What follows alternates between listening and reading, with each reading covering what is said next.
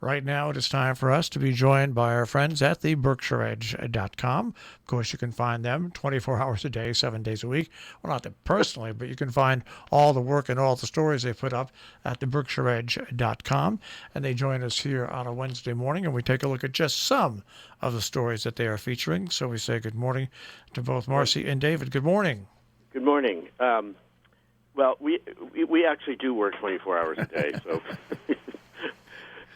or so it seems.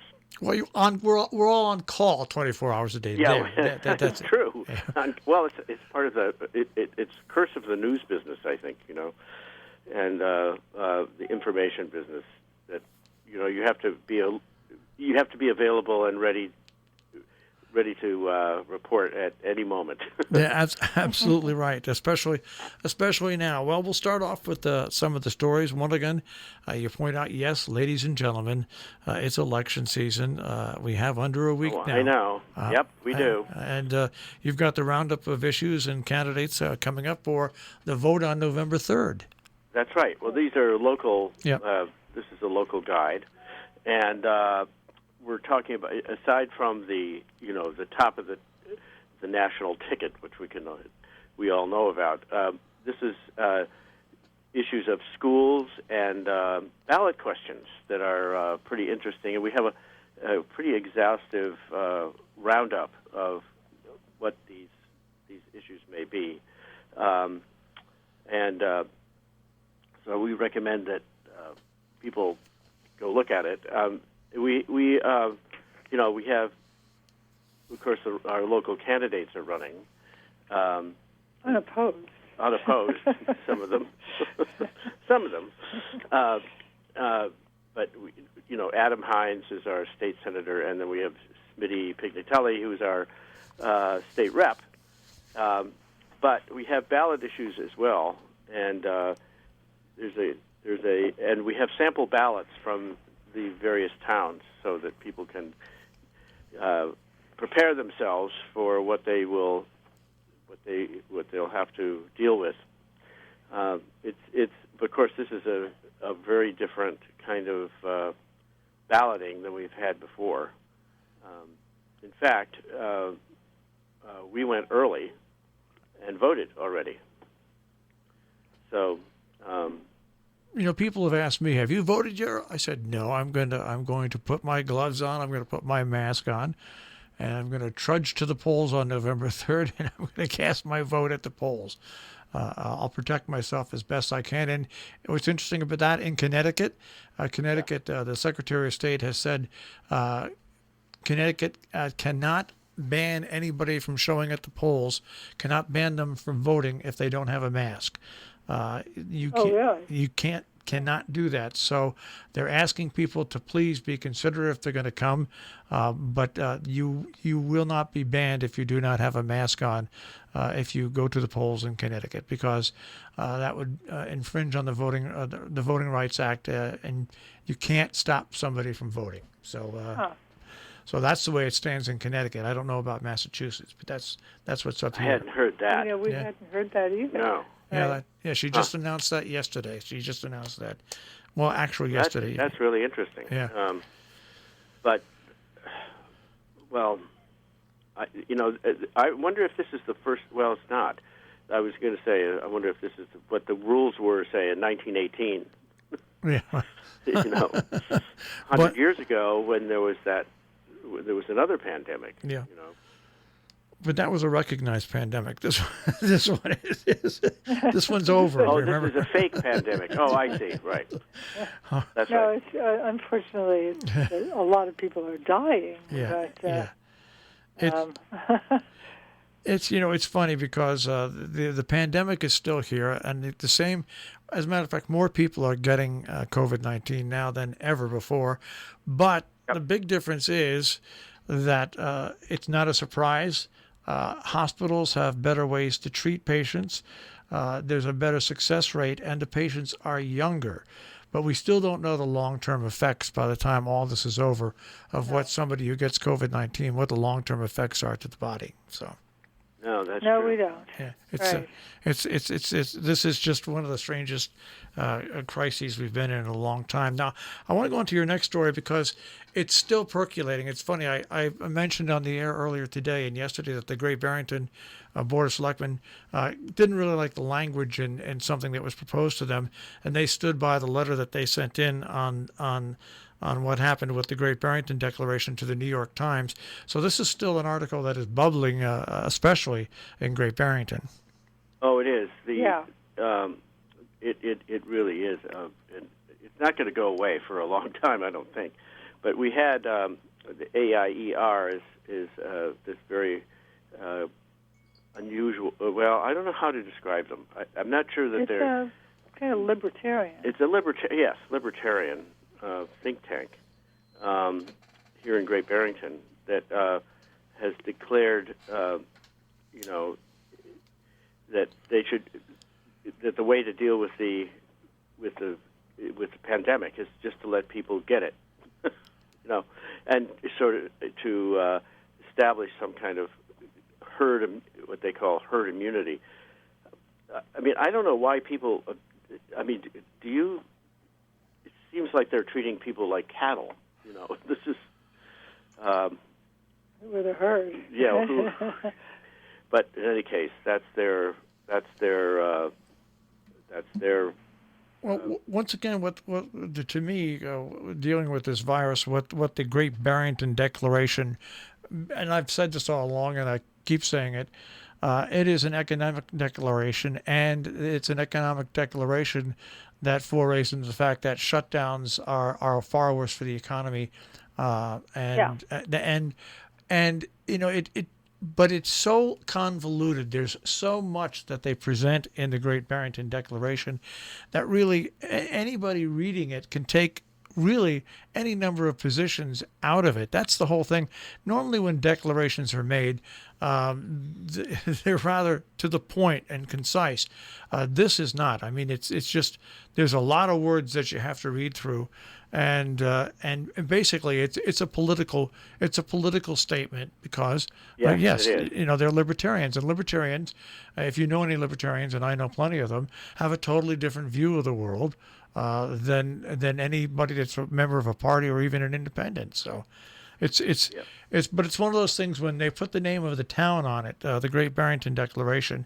That's the whole thing. I think that makes it that convolutes it even more because it almost sounds like it's an official declaration from Great Barrington. Yes, it does. Right. Yeah. It does. No, that's the problem. I mean, and I think that if they had just said the AIER Declaration or something like that, nobody would care. But they've put our name on it, and I think that's that's what everybody is upset about. It makes it sound like the town has declared this, and the town is not necessarily in agreement. Yeah, I think that you're right. I think if they would have named it our viewpoint on what pandemics and shutdowns do to the economy and life, but yeah, calling it the Great Barrington Declaration has made it a problem, and a problem that won't go away for a while, actually. Yeah, that's true. But this is not the way to. This is not the way to deal with the pandemic. It seems to me is to just let people die. It's a singularly cruel, it seems to me, approach. But that's what.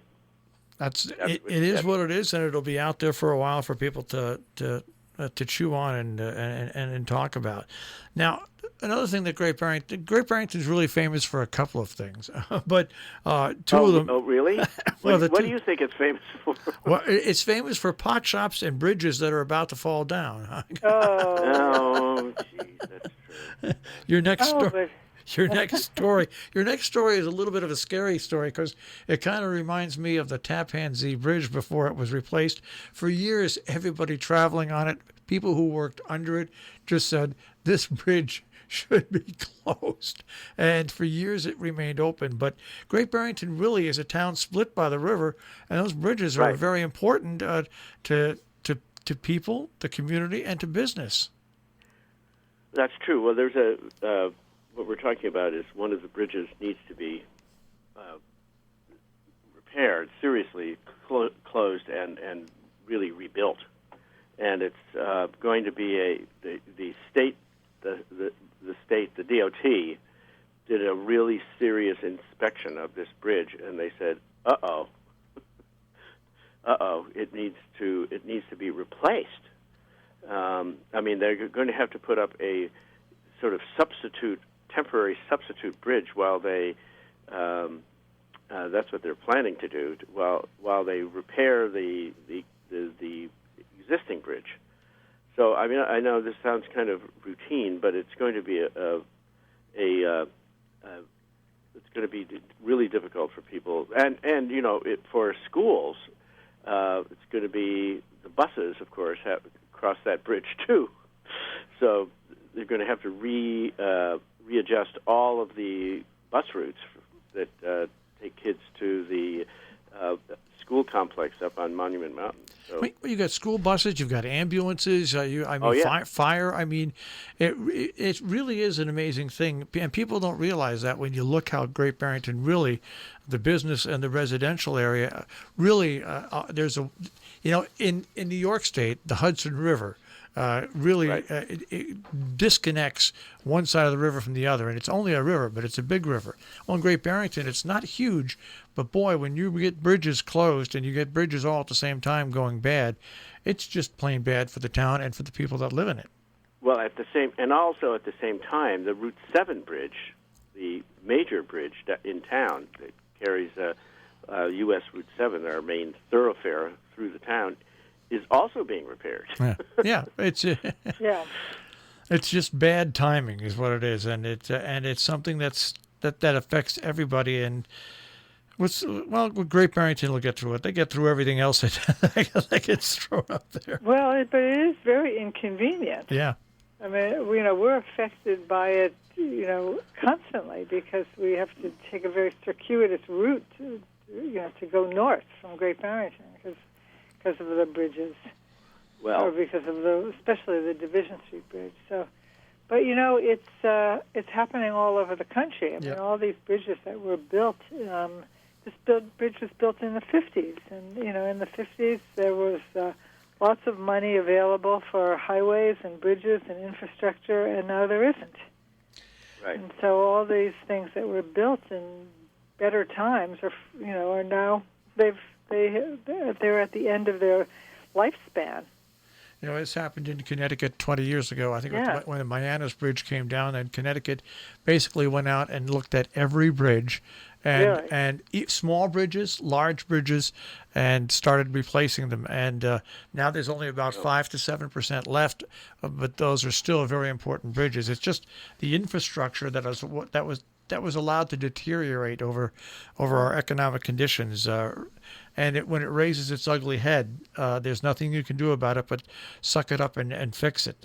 Because without those bridges and without the infrastructure, life doesn't go on. It really doesn't. Yeah. I want to go on to the W.E.B. Du Bois Center now at UMass Amherst. Well, the Du Bois Center of Amherst, yes, is calling for W.E.B. Du Bois was born in Great Barrington, and he's celebrated here, although... By some people. He was really a forward-thinking African-American who wrote quite movingly about the condition of black people in America when he was a young man, and at the turn of the 20th century, and he went to Harvard. He was the first black man to graduate from Harvard, and he wrote he was an excellent writer. I mean, he was just the really moving testimonies to the life of black people, and he was one of the first leaders of a kind of intellectual movement that really called attention to the situation of black people in America. And in any case, they're calling for a community read. Well, they're not calling for it. It's happening. It's happening. Yeah. Yes, of his work on Tuesday nights. On Tuesday nights.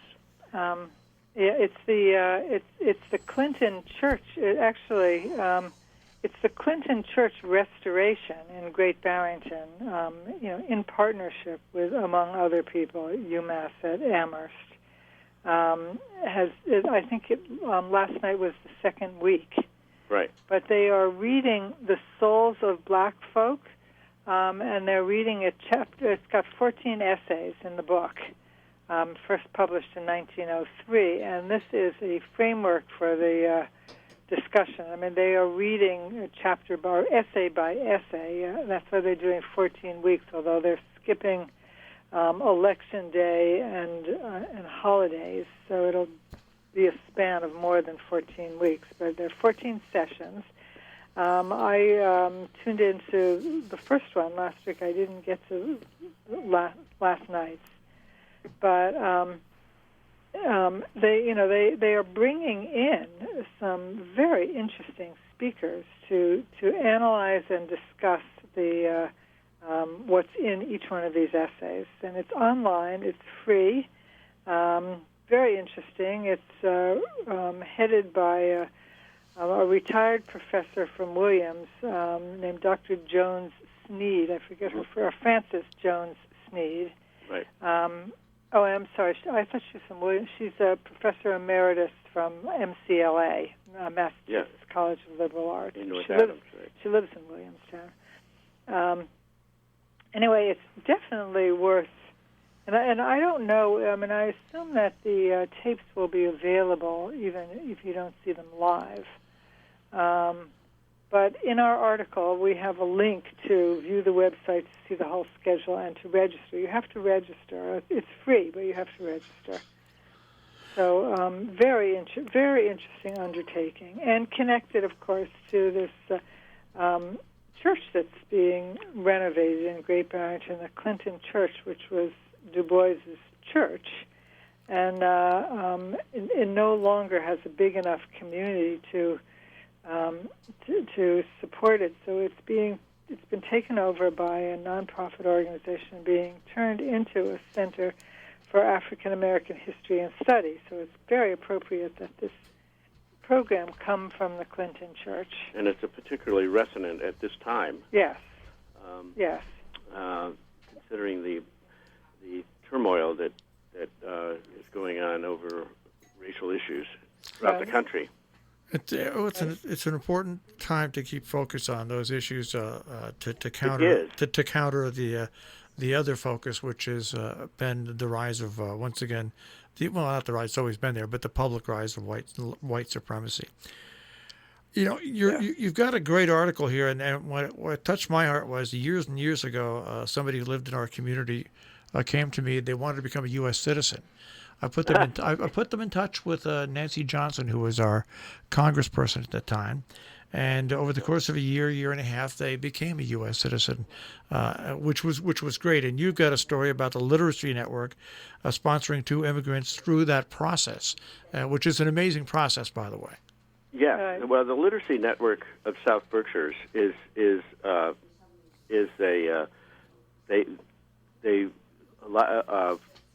one of the things that they really focus on is helping immigrants learn English and become part of the fabric of American culture and society, and it's a wonderful organization. And we have a story about 2 new U.S. citizens who had become who just became, in a ceremony, became citizens, and it's their story about how they came here and how the Literature Network sponsored them. It's quite moving, and it reminds us that we're a country of immigrants, despite what others might. We are. We're a country of immigrants, a melting pot, as they say, and and it's being tested now. But like everything else, over the long term, everything comes back to the center. Hopefully, at least we can hope that. But we only have a couple minutes left here. I want to wrap up with the final story that you have pointed out, and that is your Business Monday section. You're profiling local businesses. Yes. Oh, yeah. Go ahead, Marcy. Oh, yes. This is a new, we are, we're organizing our business articles so that they show up on Monday. We're going to have a Business Monday section. And we had an interesting article this week, a profile of a company called Zogix in Pittsfield, which makes sanitary cleaning products and distributes them, worldwide, really, and how they pivoted for the pandemic. And it's very interesting. I mean, they were apparently, they were lucky because, for two reasons. One is that they were in a business which was in demand. But also, what was interesting is that the way the company has been run, it's staffed by people who are flexible, who think on their feet, who are, sort of accustomed to working in a kind of organized chaos. And so as soon as they decided that they had to shut down, they really had a staff that was prepared to deal with unusual circumstances. And so they, immediately all moved home. And they're working from home. I had a question for the author, which he hasn't answered me, and we will amend it as soon as I find out. I'm not quite sure how they're manufacturing if everybody's working from home. But the owner of the company gives very good advice to local businesses, which is you can't wait for the situation to improve. You've got to deal with the situation. You've got to, that this may not improve, it may not change, this may be permanent, and if you want to stay in business, you've got to adapt as quickly as possible to whatever circumstance presents itself to you and deal with that. So, I thought that's a very interesting philosophy of running a business, and unfortunately, most people have not been able to do that. They're waiting for things to be better. Well, in part, they had, in a way, prepared themselves for such a situation because they were a very technologically advanced company, and they had their, as the owner said, they had systems in place that allowed them to operate remotely. So they just, as he said, flipped a switch and remote work one afternoon, and they were up and running the next morning. So. Right, it's amazing. The pandemic, as we wrap this up because we're out of time, but the pandemic is not one of those issues that you can kick the can down the road on. If you're a business, you have to fight, you have to struggle, you have to do actions right away, and if they pan out, congratulations, terrific, and if they don't, well, you gave it the good old try. It's not something that you can sit back and wait on. Right. With that being said, we are out of time. So we're gonna go and sit back once again. Yes. Well, thanks for that homily. All right, guys. We'll speak to you next week. Take care. Okay. Goodbye. Okay, Marshall. Bye. That is the Berkshire Edge on air here on Robin Hood Radio, and you'll find them at the BerkshireEdge.com, the BerkshireEdge.com.